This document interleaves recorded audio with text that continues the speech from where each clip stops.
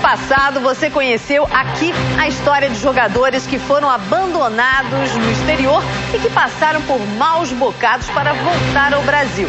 A produção do Esporte Fantástico encontrou o empresário Silvio Donizete, que deixou o atacante Júnior na Grécia. Mais pessoas se dizem lesadas pelo empresário que nega tudo. A reportagem é de Fernando Nardini. Na semana passada, você conheceu 4 atletas que viveram o lado obscuro do sonho de vencer no futebol fora do Brasil. Cristiano quase perdeu a perna depois de uma passagem frustrante pela Indonésia. Luiz Ricardo ficou abandonado na Sérvia. Rodrigo foi obrigado a jogar machucado no Irã e voltou para casa no prejuízo. Júnior ficou 6 meses na Grécia, à espera de um contrato para mudar de vida. Fiquei lá 1 semana, 2 semanas, 3 semanas, 4 semanas, 1 mês, 2 meses, nada. Fiquei lá com dificuldade, comi 1 vez por dia. O empresário acusado pelo Júnior de tê-lo abandonado na Grécia é Silvio Donizete. Nós o encontramos. Aqui funciona a Low ISP Soccer World, empresa que Silvio Donizete mantém em sociedade com Leandro Mascarenhas. Agora você vai ver a versão do empresário sobre o caso de Júnior e Silvio Donizete vai responder também sobre as acusações de estelionato que pesam contra ele. A nossa parte foi enganada.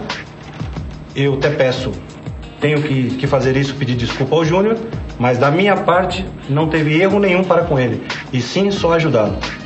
Junto ao investidor que eu coloquei, foi gastado mais de 150 mil reais. Só de hotel na Grécia foi gastado mais de 15 mil euros para que o Júnior não tivesse problema nos 6 meses. Então eu queria entender se eu fui errado ou se nós fomos enganados junto para com o Júnior. E o Júnior estava sem passagem aérea, eu mandei outra passagem aérea a ele. A versão de Silvio Donizete não bate com a do jogador. Júnior garante que a volta ao Brasil só foi possível graças ao empresário Mauro José da Costa. O pai acabou me ligando, falando que era para me dar uma ligadinha pro Júnior e tal, e até aí eu não sabia o que tinha acontecido. E quando eu liguei, ele pegou e me falou a situação. Eu acabei fazendo um acordo com o dono do hotel e a gente acabou acertando. E eu tive que pagar a passagem de avião também, além do acerto que eu fiz com o hotel. E ele acabou retornando ao Brasil. Só que o descaso com Júnior não é a única acusação contra Silvio Donizete. Durante a semana, 3 investidores procuraram a nossa produção por terem se sentido lesados pelo empresário.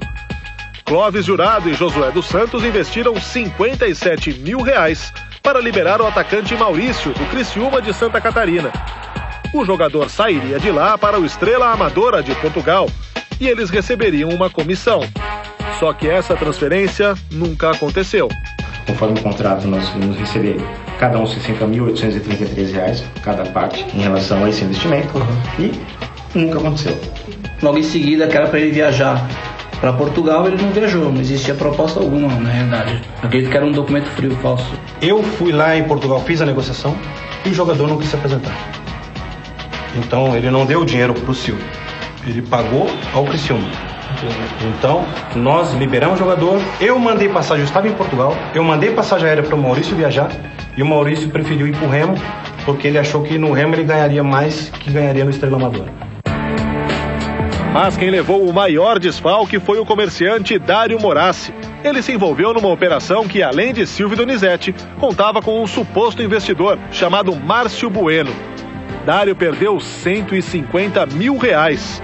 Ao todo, ele teve um prejuízo de 400 mil em negociações com jogadores de futebol.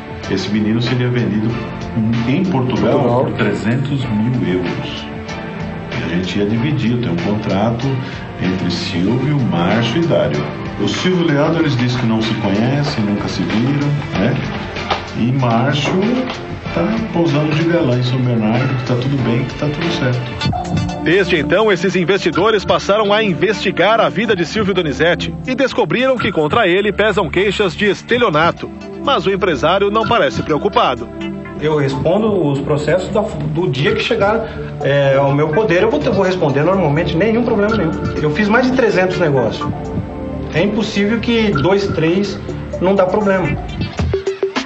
A relação dos jogadores de futebol com empresários começa cedo. A lei prevê que o primeiro contrato profissional seja assinado apenas quando o jogador completa 16 anos. Mas não é bem isso que acontece. Esse é o Clube Atlético Juventus, tradicional clube da Zona Leste de São Paulo, aqui na Moca. Esse é o Bruno e esse é o Ronaldo, pai do Bruno, que por enquanto cuida da carreira do filho. Como é que é a vida de um patrocinador e empresário? Temos que trazer sempre o menino, né?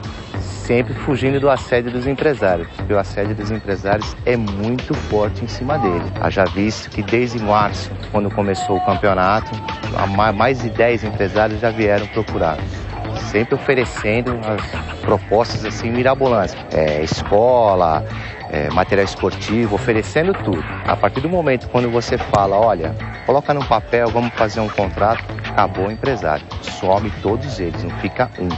Tem um caso de um amigo meu que já quebrou a cara desses negócios de empresário, foi iludido muito. O que aconteceu com ele?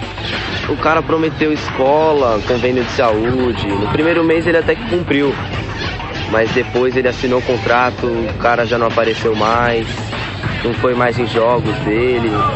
Isso com quantos anos? No Juventus, Osmar é o técnico do time Sub-17. Luizão comanda o Sub-15. Os dois conhecem como poucos o assédio dos empresários aos garotos. Durante a partida mesmo, ao seu intervalo, eles já vão conversar com os atletas. E a gente fica espantado com relação a isso. O que eu mais sinto, assim, até como pai, é porque eu vejo um pai vender o próprio filho. Então eles acham... Tem pai que acha prazeroso comentar na arquibancada que o filho dele assinou com o empresário, sendo que o filho dele não é um produto, é o filho. José Carlos Brunoro é diretor do Pão de Açúcar Esporte Clube, que trabalha com jovens de 14 anos até o profissional. O time detém os direitos federativos de todos os seus atletas, mas um dia já sofreu com os absurdos cometidos pelos empresários. No começo foi bravo, às vezes eles passavam bilhete para os seguranças, para passar o telefone para o jogador, né? Então era assim, mas hoje infelizmente está resolvido. Na contramão de toda essa história está o zagueiro Miranda do São Paulo. Bem sucedido, é nome quase certo na Copa da África do Sul.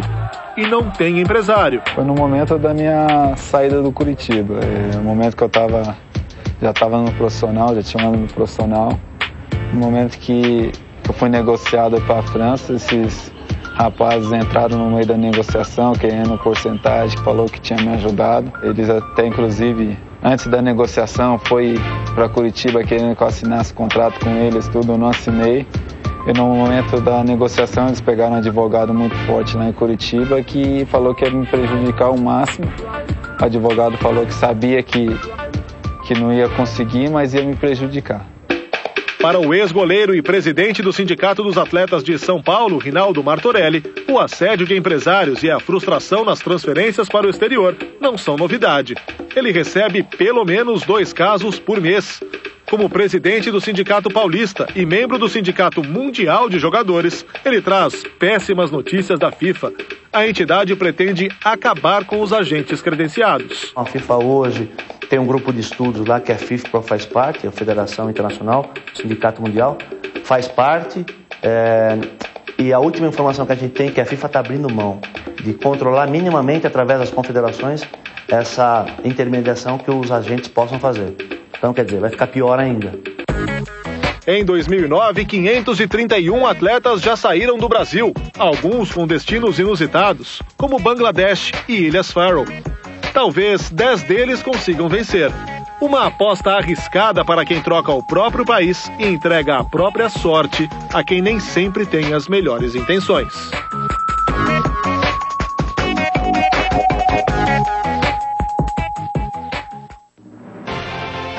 O Esporte Fantástico de hoje termina aqui. E aí, gostou?